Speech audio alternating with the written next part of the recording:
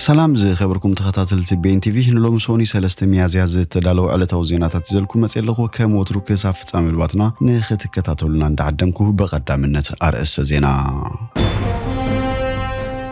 بريطانيا زيغاتات إرترا زركبوم حتى تعوبه ناب رواندا ناي مملاس مسرح كغصل مخانو أنفيتا فيدرالاوي منغست إثيوبيا كاب زمص سمون جميرو ناب كلل تግራይ سرع باجت كل اخ مخانو أفليطو فلوط روسياوي وتادر بلوجر أب كافيه بستفنجر بومبا تقاتلو دغفت ترامب أب غودناتات وصيوم دمصوم أسميعوم أفريتنا دادي مهرتنا من كاي مستسمامعو واغان دادي كم زوسخن كالن زدهسس مدبات حيزلكم همت إلخو سناي ناي مكتتال غزي انداتمنخم ابزا چانال دما ناي وترو تخاتلتي نختكونو سبسكرايب بمغوار ناي دول ملكت كتوقو بخبري يقدمكم بريطانيا زيغاتات إرترا زركبوم حتى تعوبه ناب رواندا ناي مملاس مسرح خغصل مخانو أنفيتا رواندا نسدتنياتاتن حتى تعوان وحستي هاجر مخانا أرغاغيصناينا ختبل صحافي تكفله زي بيتاو غدايات تهاجر سويلا بريفيرمان غليصام نسان استفلالي معكنا زيناب زهابتو مبرهي رواندا نسدتنياتاتن حتى تعوان وحستي هاجر مخانا تأمامين ناينا أكوان تبلت بريطانيا نتي ناي مقعاز مسرح معسكم تجمرو غنا آيانت سرتن اتناي مقعاز مسرح أبكرم تخجمر تخلو خمزلو زد تفلاليو تنتنتيه قمتاتو ميهبوم بريطانيا خابت الرخلتشن إسران كلتنات حيزم بجالابون كالق زي حقاو منقدن نزاقتو حتى التعوان سدتنياتاتن هنا برواندا نمقعاز ناي أستات 250 مليون دولار والك مختما يفلت اتهاجر بزحلف عامتها ورحي ميازيا قدما يزور مقعاز سدتنياتاتنا برواندا نمتكبار تبقيسا كوان تنبرت بوساني بيت فردي كومشن أوروبا أو دو ساعات كم سسرزه أيرسان انتخونا منقستي بريطانيا تقوداينا بالعلواي بيت فردي بمبتح اتمسرح حقاو مخانو سلستوسنلو داقم نمتكبارو يتصارالهم بزعبا زغوداي زنميات دما اتالعلوي تبعل سلطان تمرحو لأخ بريطانيا زحلف ورحنا برواندا عودة مكيادة تفليتم رواندا كاب ليبيان إسرائيل جئيزم نزمت ومبزحتهم إرتراوان زركبوم سدتنياتات حتى التعوبان كتقبل تاني حيام بفلاينتهم كاب إسرائيل زتملسو كم تزنقرو من مبسعز تاتولو من كوينو سلزيت سنحهم مبزحتهم ناب أوغاندا بمسجار قعزو سدتنا بهاجرات أوروبا كتيلو مويوم بريطانيا كاب فرنسا بيلجيومن كالوت غوروا بتي هاجرات أبناء تسعنت مكان تحبيهم يكون ناي قوما جلاونا تكمو نزاعتو زلو سدتنياتات حتى التعوان نمكتا مس منغستي فرنسا زكيرتو تدقاقام زتون كمتي زدل خعوتاي كالن أبز حلف عمت بز من قدينا بريطانيا زاتو زيغاتات إرترا زركبو لعلي 45 شح سدتنياتاتن حتى التعوان كمستمزقبه تصاب بيت صحف زبيتاو قديات اتهاجر يملاخت فيدرالاوي منغست إثيوبيا كاب زمص سمون جميرو ناب كلل تግራይ سرع باجت كل اخ مخانو أفليطو منستر ديتا منستر فاينانس تهاجر آتو إيوب تكالي مسمى دبرا زينة تهاجر أبز قبرو كالي متأيق منغستي خاب زمص سمون جميرو ورحونا باجت دقوما كام زقبرا رقاقيتم ات منغستنا بكل تግራይ زمدو باجت كل اخ كم زجمر زحبر زلو بغزاو بريزيدنت አቶ ጌታቸው ረዳ ዝምራሕ ልኡኽ መንግስት ክልል ትግራይ ምሰበ ስልጣን ፌደራል አባ አዲስ አበባ ተራኺቡ ድሕሪ ዘካይዱ ዘተዩም ኣብዝ ዝሓለፈ ሰሙን ዝተኻየደ ዘተ ንኽልተ ዓመታት ተኸልኪሉ ዝጸንሐ ባጀት ክልል ትግራይ ክወሃባ ብዝብል ነጥቢ ከም ዘተይሉ እተላዕለዋይ በዓል ስልጣን ሚኒስትሪ ፋይናንስ ሓቢሩም ኣብ ሕዳር 2020 ናብ ሰሜን ኢትዮጵያ ድሕሪ ዝተወልዐ ኩናት ፌደራላዊ መንግስት ባጀት ክልል ትግራይ ደው ስለ ዘበሎ ሰራሕተኛታት መንግስቲ ንኽልተ ዓመታት ደሞዞም ኣይተኸፈሉን ኣብዝ ሓለፈ ሰሙን ዝተኻየደ ዘተ ኣብታ ክልል ዝርከቡ ሰራሕተኛታት መንግስቲ ናይ ክልተ ዓመት ውህሉል ደሞዞም ክኽፈሎም ኣብ ዝብል ነጥቢ ከም ዝተዘራረቡ በወገን ሚድያታት ትግራይ ክትቀስ ጸኒሖም ኣብ ክልል ትግራይ በዘይካዝ በፌደራል ዝምደብ ስሩዕ ባጀት በሰንኪ ኩናት ዝዓነው ትካላት መንግስትና ልምዓት መደባትን ንምሕዋይ ተወሳኺ ሓገዝ ከም ዘድልዩ ዝግለጽ እዚ ከምዚ ኢሉን ኩሉ ኣብ ክልላት ኣምሓራን ደቡብን ኣጋጢሙ ዘሎ ዋሕዲ ባጀት ሰራሕተኛታት ደሞዝ ንምኽፋል ኣጸጊሙ ከም ዘሎ ንኣባላት ፓርላማ ብምጥቃስ ዘ ሪፖርተር ሓቢሩ فلوط روسياوي وتادر بلوجر أب كافة بستفنجر بومبا تقتلو ኣብ ሩስያ ከተማ ሴንት ፒተርስበርግ ኣብ ዝርከብ ሓደ ካፌ ብዘጋጠመ ነታጉ ፍሉጥ ወታደራዊ ብሎገር ሩስያ ቭላድን ታታርስኪ ከም ዝተቐተለ ሚኒስትሪ ውሽጣዊ ጉዳያት እታ ሃገር ኣረጋጊጾም እዚ ፍጻመ ልዑል ቅትለት ተባሂሉ ይምርመር ከም ዘሎ ሰመዝ ዘገሊጾም በዚ ሓደጋ ካልኦት 24 ሰባት ናብ ሆስፒታል ክወሰዱ እንከለዉ 6 ድማ ኣብ ኣዝዩ ኣሰካፊ ኩነታት ከም ዘሎ ሚኒስትሪ ጥዕና ኣፍሊጦም ኣብ ማሕበራዊ መራኸቢታት ዝተዘርግሑ ቪድዮታት እቲ ኣብ ጽርግያ ዝነበረ ፍንጀራን ዝተጎዱ ሰባትን ይርአ እንተኾነ ነዚ መጥቃዕቲ ዝፈጸመ ኣካል መን ምዃኑ ንጹር ኣይኮነን ቭላድለን ታታርስኪ ሓቀኛ ስሙ ማክሲም ሂፎሚን ንኩናት ሩስያ ኣብ ልዕሊ ዩክሬን ዝድግፍ ዝነበረ እዩ እቲ ቦምባ ኣብ ዝተፈንጀረሉ እዋን እቲ ካፌ ኣብ ዘእንገዶ መደብ ዘረባ ከስምዕ ተዓዲሙ ነይሩ ማዕከናት ዜና ሩስያ ብዛዕባ እቲ ነታጉ ዘቕርቦም ዘለዎ ጸብጻባት ንሓድሕዶም ዘጋጭው እዮም ብመሰረተን ምንጭታት ሚኒስትሪ ውሽጣዊ ጉዳያት ሩስያ ዝጠቕሳ መንግስታዊ ማዕከናት ዜና ታታርስኪ ከም ህያብ ኣብ ሳንዱቕ ዝነበር ሓወልቲ ተዋሂቦ ኣብ ውሽጢ ድንባ ቦምባ ተሓቢኡ ነይሩ ይብላ ታታርስኪ ከም ብዙሓት ካልኦት ሩስያውያን ወታደራዊ ብሎገራትን ኣብ ዩክሬን ዝርከቡ ጋዜጠኛታትን መንግስታዊ መራኸቢ ብዙሃንን ብረት ሒዙ ኣብ ስርሒታት ውግእ ተሳቲፉ ከም ቅድመ ግንባር ዩክሬን ጸብጻባት ከቕርብ ተራእዩ ነይሩ ዝሓለፈ ዓመት ድማ ኣብ ውሽጢ ክሬምሊን ዝተቐድሐ ቪድዮ ድሕሪ ምልጣፉ ሽሙ ገኒኑ ኣብኡ ድማ ንኹሉ ክንስዕሮ ኢና ንኹሉ ክንቀትሎ ኢና ከም ኣድላይነቱ ንኹሉ ክንዘምቶ ኢና ከምቲ ዝደለናዮ ኢሉ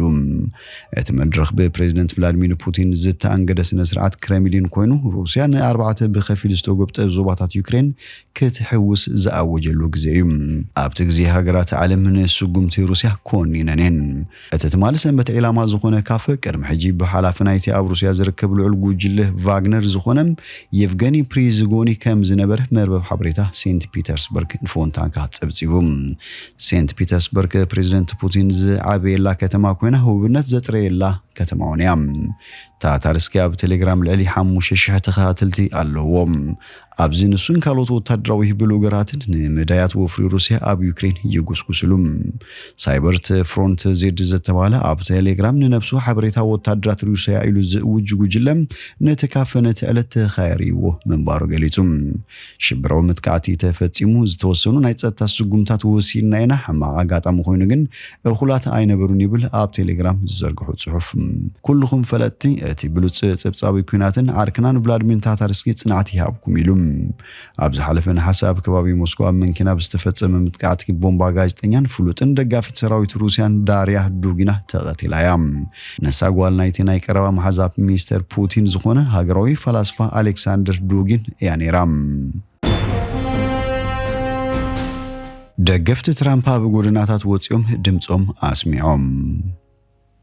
ብርክት ዝበሉ ደገፍቲ ዶናልድ ትራምፕ ኣብ ጎደናታት ወፂኦም ንፕሬዝደንት ነበር ዘለዎም ደገፍ ገሊጾም እቶም ደገፍቱ ኣብ ፍሎሪዳ ትራምፕ መጻኢ ፕሬዝደንትና ክኸውን ዝብል ጭሩሕታቱን ኣስሚዖም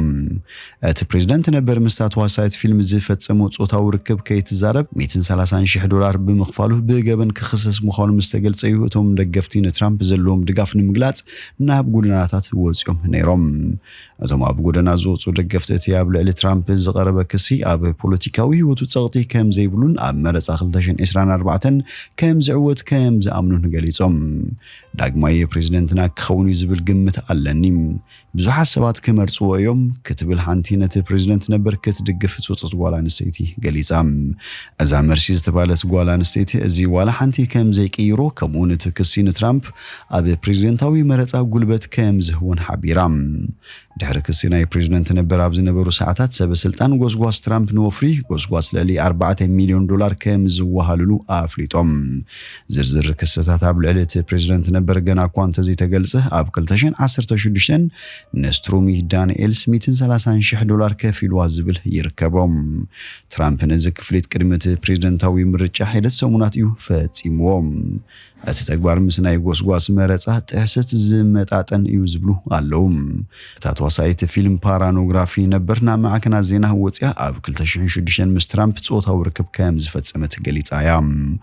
ትራምፕ ኣብ 2016 ኣብ ዝተኻየደ ፕሬዝደንታዊ መረጻ ኣሜሪካ ቅድሚ ምዕዋቱ ሂደት ሰሙናት ዳንኤልስ ብዛዕባ ዝምድንኦም ስቕ ንኽትብል ብመንገዲ ጠበቓ ትራምፕ ማይክል ኮሄን ኣቢላ ካብቲ ፕሬዝደንት ነበር $130,000 ከም ዝተቐበለት ተዛሪባ። ጠበቓ ትራምፕ ብተወሳኺ ኣብ ቤት ፍርዲ ኣብ ዝሃቦ መግለጺ እቲ ገንዘብ ብትእዛዝ ትራምፕ ንዳንኤልስ ድሕሪ ምሃቡ እቲ ገንዘብ ከም ዝተተከእሉ ገሊጹ። ወዲ 76 ዓመት ትራምፕ $130,000 ከም ዝኸፈለ እኳ እንተተኣመነም ምስ ዳንኤልስ ፍሉይ ጾታ ዝምድና ከም ዘይነበሩን ሕግታት ፋይናንስ ጎስጓስ ከም ዘይጠሓሰን ይምጉት። ትራምፕ ኣብ ዝመጽእ ሰሉስ ኣእዳው ብኩርንኩሪት ተኣሲሩ ናብ ቤት ፍርዲ ክቐርብን ኣብ ልዕሊኡ ዝቐረበ ክስ ድማ ክንበበሉን እዩ። ኣፍረይቲ ነዳዲ ምህርቲ ንምንካይ ምስ ተሰማምዑ ዋጋ ነዳዲ ወሲኹ። ኣብ ዓለም ላዕሎት ሃገራት ኣፍረይቲ ነዳዲ ብዝተጸበዮ መንገዲ ምህርቲ ነዳዲ ንምንካይ ድሕሪ ምስምዖም ዋጋ ነዳዲ ወሲኹም። ከም ውጽኢቱ ድማ ሓደ በርሚል ዘይተጸረየ ነዳዲ ብሬንት $5 ኣሜሪካ ወይ ከዓ 700 ተወሰኸ ከም ዘርአየን ልዕሊ $85 ይሸጥ ከም ዘሎን ተፈሊጡም። እዚ ወሰኽ ዋጋ ነዳዲ ስዑድ ዓረብ፣ ኢራቅን ካልኦት ሓያሎ ሃገራት ወሽመጥ ዓረብን ኣብ መዓልቲ ምህርቲ ነዳዲ ብሓደ በርሚል ክቐንሱ ምዃኖም ድሕሪ ምግላጾም እዩ። ሩስያ ብልዕሊ ዩክሬን ድሕሪ ምውራር ዋጋ ነዳዲ ቅድሚ ሕጂ ወሪዱ እኳ እንተነበረ ዋጋ ነዳዲ ግን ናብቲ ቅድሚ ኩናት ዝነበረ ደረጃ ተመሊሱ ነይሩ እዩ። ኣሜሪካ ዋጋ ነዳዲ ንምርግጋእ ኣፍረይቲ ምህርቲ ክውስኹ ክትሓትት ጸኒሓ እያ። ኣብ ዝሓለፈ ኣዋርሒ ምውሳኽ ዋጋታት ጸዓትን ነዳድን ኣብ መላእ ዓለም ዋጋታት ንብረት ክውስኽን ዋጋ መነባብሮን ክውስኽ ገይሩ እዩ። እተን ነዳዲ ዘፍርያ ሃገራት ምህርቲ ከም ዘቋረጻ ድሕሪ ምግላጽን ወሃበ ቃል ባይቶ ሃገራዊ ድሕነት ኣሜሪካ ኣብዚ ናይ ዕዳጋ ዘይምርግጋእ እዋን ምህርቲ ምቁራጽ ኣይምከርን ነዚ ብንጹር ገሊጽናዮ ኣለና ኢሉ። እተን ኣፍረይቲ ነዳዲ OPEC ሃገራት ነቲ ምህርቲ ምቁራጽ ገይረንኦን ንሳተን ድማ 40 ካብቲ ናብ ዕዳጋ ዓለም ዘቕርብ ነዳዲ ሒዛ። ሱዑድ ዓረብ ኣብ መዓልቲ ብ500,000 በርሚል ምህርቲ ክትቅንስ እንከላም ኢራቅ ድማ ኣብ መዓልቲ ብ211,000 በርሚል ምህርቲ ክትቅንስ ምዃና ተፈሊጡ። ሕቡራት ኢማራት ዓረብ፣ ኩዌት፣ ኣልጄርያን፣ ኦማንን ካልኦት ምህርቲ ዘቋረጻ ሃገራትን። ሚኒስትሪ ጸዓት ሱዑድ ዓረብ ምንካይ ምህርቲ ነዳዲ ዕዳጋ ነዳዲ ንምርግጋእ ዝተወስደ ናይ ጥንቃቐ ስጉምቲ ምዃኑ ገሊጹ። ተንተንቲ እቲ ኢንዱስትሪ ናተን ኣብ ዝሃብዎ መግለጺ ኣፍረይቲ ነዳዲ ብሰንኪ ዓለማዊ ቁጠባ ምንቁልቋል ምህርቲ ከም ዘቋረጹን ዋጋ ነዳዲ ንሓደ በርሚል ትሕቲ $80 ክወርድ ተስፋ ከም ዘለዎን ገሊጹ። ዝኸበርኩም ተኸታተልቲ BNTV ንሎሚ ዝብልናዮ መሰናዶና ኣብዚ ወዲእና ኣለና። ምሳና ስለ ጽናሕኩም ብልቢ ነመስግን። በብዘለኹሞ ሰላም